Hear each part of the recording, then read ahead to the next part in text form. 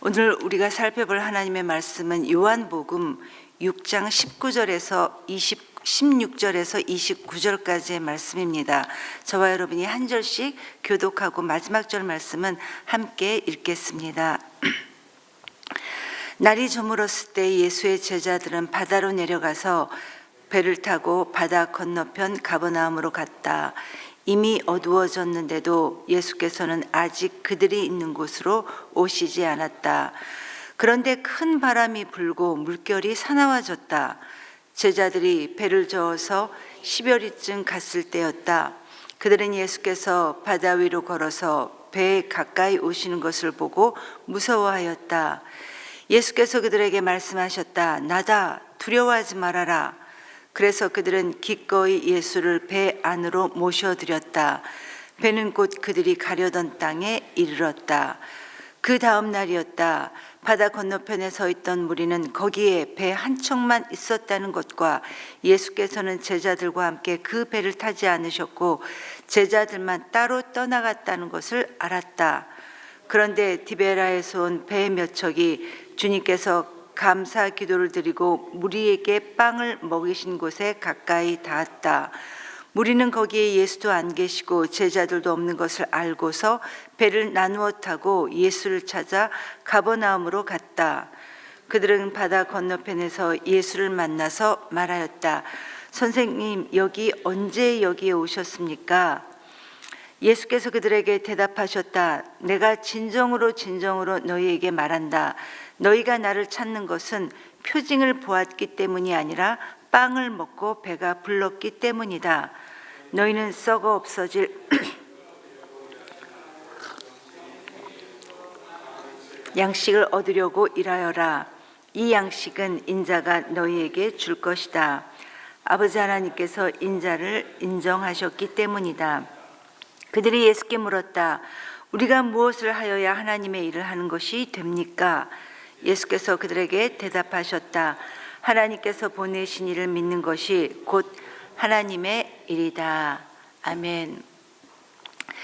여러분, 요한복음은 영원한 하나님이신 예수님을 강조하는 복음서입니다. 그래서 요한복음서는 그 시작부터 예수님은 태초부터 말씀으로 계시니라 이렇게 시작하고 또 예수님 자신도 요한복음 10장에 보면 나와 아버지는 하나이다 라고 이렇게 선언하시는 내용이 요한복음 10장에도 나오고 있습니다.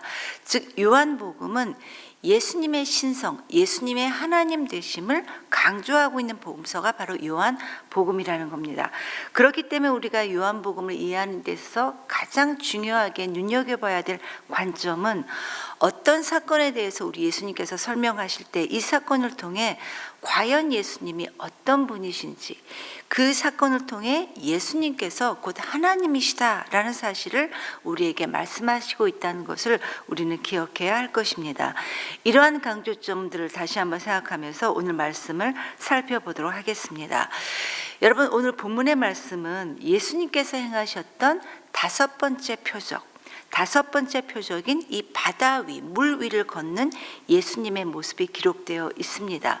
예수님께서 이 바다 위를 걸어오셨던 이 표적은 요한복음 말고도 마태복음 또 마가복음에도 함께 기록되어 있는데 같은 사건을 기록하고 있는 이 복음서들을 참조해서 살펴보면 예수님은 어제 살펴봤던 이 오병이어의 표적을 행하시고 이 놀라운 이 기가 막힌 표적 때문에 많은 사람들이 억지로 예수님을 임금 삼으려는 것을 아시고 예수님께서 그들을 피해 혼자 산으로 떠나가시면서 제자들은 따로 이제 배를 타고 가버나움으로 가게 하도록 하셨습니다.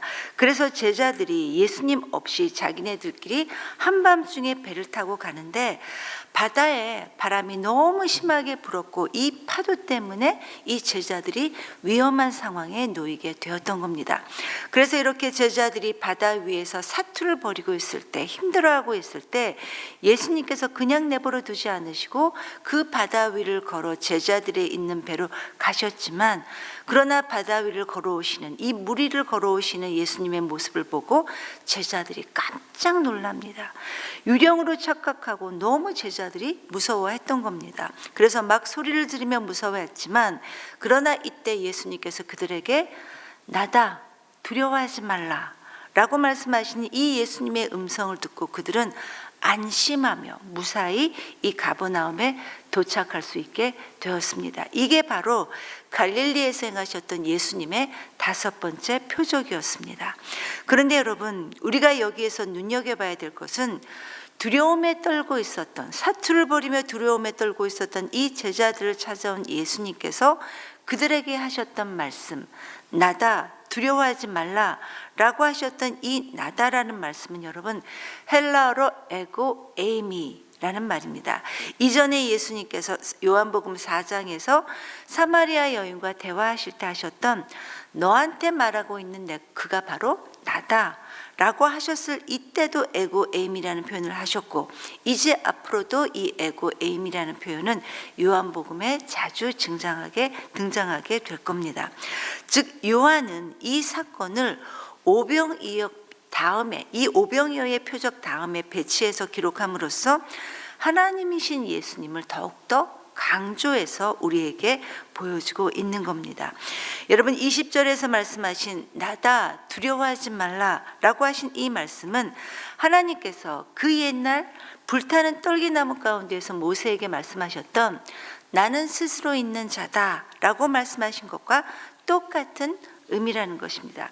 즉 나다라는 이 말씀은 예수님의 하나님 되심을 당신 스스로 말씀하심으로써 우리 인생에 필요한 영원한 생명의 양식도 그리고 구원도 오직 주님께로부터라는 사실을 정확하게 우리에게 말씀해 주시고 있는 겁니다. 그리고 계속해서 오늘 본문은 그 다음날 사건을 기록하고 있습니다. 말씀드렸다시피 이 오병이어의 표적 후에 사람들이 이 기적을 보고 억지로 예수님을 임금 삼으려는 것을 아신 우리 주님께서는 그들을 피해 제자들은 따로 배를 태워 바다 건너편으로 가게 하신 다음에 혼자 산으로 떠나가셨습니다. 그런데 이런 사실을 몰랐던 이 많은 사람들은 여전히 예수님이 그곳에 계신 줄 알고 다시 찾아갔는데 예수님께서 거기에 안 계셨던 겁니다. 그래서 정말 사람들이 여기저기 예수님을 찾아 헤매다가 드디어 가버나움에서 예수님을 만나게 됩니다. 25절을 보니까 바다 건너편에 계셨던 이 주님과 그들이 만나게 되자 그들이 이렇게 물어봅니다. 선생님, 도대체 언제 여기에 오셨습니까? 우리가 진짜 헤맸잖아요. 예수님을 찾아 정말 헤맸잖아요. 라는 이런 어떤 불평하는 볼멘 소리와 함께 또 반대로 와, 드디어 찾았다 라는 이 기쁨이 엇갈린 마음으로 도대체 선생님 지금까지 어디에 계셨습니까? 라고 이 사람들이 예수님께 묻고 있었던 겁니다. 아마도 여러분 이 사람들은 예수님께서 행하셨던 이 놀라운 오병이어의 기적을 떠올리면서 다시 한 번 더 그런 놀라운 기적을 자기네들에게 행해 주실 것을 기대하면서 예수님을 찾아다녔던 것 같습니다. 그러나 예수님은 이런 기대를 가지고 있었던 그들에게 마치 찬물을 끼얹은 듯하면서 26절, 27절에서 이렇게 말씀하십니다. 너희가 나를 그렇게 찾아 헤맸던 것은 표적을 보았기 때문이 아니라 너희가 빵을 먹고 배불렀기 때문이다 라고 하시면서 그들을 향해 썩을 양식을 위해 일하지 말고 영생하도록 있는 양식을 위해 이제부터 일하라 이렇게 말씀하셨습니다. 여러분 그렇다면 이 썩을 양식이라는 것은 과연 단지 우리가 이 땅에서 먹고 마시는 것을 가리켜 하나님께서 썩을 양식이라 이렇게 말씀하셨을까? 아닙니다. 그렇지 않습니다. 결코 우리 주님은 우리가 이 세상을 살아내면서 해야 되는 그런 일들을 가리켜 썩을 양식이라고 말씀하지 않으셨습니다. 여러분 당연히 우리는 이 세상을 살기 위해서 열심히 일을 해야 합니다. 그렇다면 예수님께서 그들에게 하셨던 도대체 썩을 양식을 위해 일하지 말라라는 이 말씀은 무슨 말일까? 여러분 지금 이 사람들은 아침부터 정말 여기저기 열심히 예수님을 찾아다녔습니다. 그런데 여러분 이 사람들이 예수님을 찾고자 했던 목적이 무엇이었습니까? 예수님께서 그들에게 무언가를 해 주셨기 때문이었습니다. 즉 오병이어의 기적을 체험했던 사람들은 이 예수님만 따라가면 죄와 사망의 문제, 진리와 생명의 문제가 해결될 거라 믿고 예수님을 찾아 나선 것이 아니라 그들에게 있었던 평생의 문제, 이 떡의 문제가 해결될 거라 생각하면서 예수님을 찾아다녔던 것이었습니다.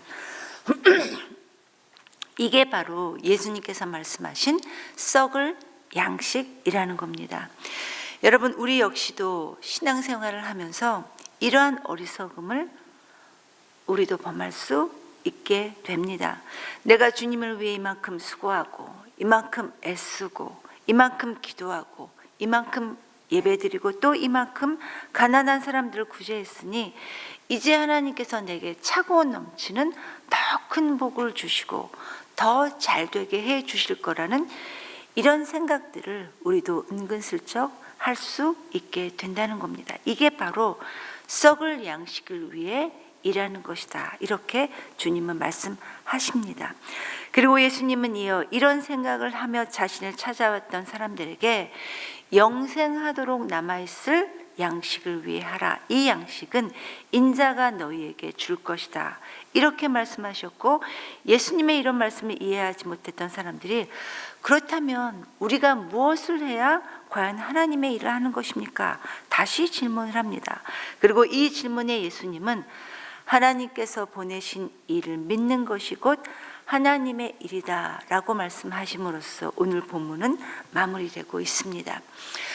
성도 여러분, 우리 주 예수 그리스도는 오병이어 물고기 2마리와 떡 5개로 많은 사람들의 문제를 해결해 주셨습니다.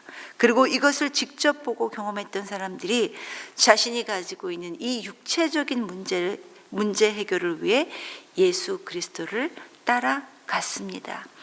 이에 대해 주님은 썩을 양식을 위해 일하지 말라 하시면서 그 양식을 주신 하나님의 말씀을 쫓아 살아가는 것이 바로 하나님의 일이다, 예수 그리스도를 믿는 것이 바로 하나님의 일이다 라고 우리에게 말씀해 주셨습니다. 여러분, 오래전에 탈북했던 한 성도님이 이런 말을 했다고 합니다. 북한의 성도는 대부분의 기도가 자신의 믿음을 지키기 위한 간구를 하지만 그러나 남한 교회는 개인의 욕구와 만족을 구하는 경우가 그들의 대부분의 기도이다 라고 이렇게 말했다고 합니다. 즉, 우리는 하나님의 은혜로 살기를 원하면서도 우리의 이 목적이 우리의 삶의 부족함을 채우기 위한 이런 기도가 우리 기도의 대부분이다라는 말씀이었습니다. 우리로 하여금 참 많은 것을 생각하게 하는 것 같습니다.